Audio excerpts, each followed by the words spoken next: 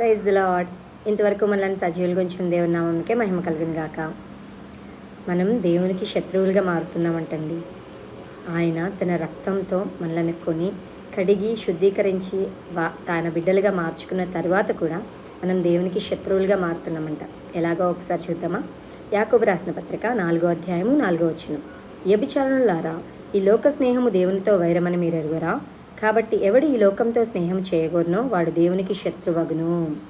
లోకంతో స్నేహం చేయాలని ఆశపడుతున్నావా? జాగ్రత్త, దేవునికి శత్రువుగా మారుతున్నావు. లోకంలో ఉన్నాం కానీ లోక మాలిన్యం మనకి అంటుకోకూడదు. దేవుడు కోరుకున్నాడు కదా, లోకంలో ఉన్న వాటికంటే నాలో ఉన్నవాడు గొప్పవాడు.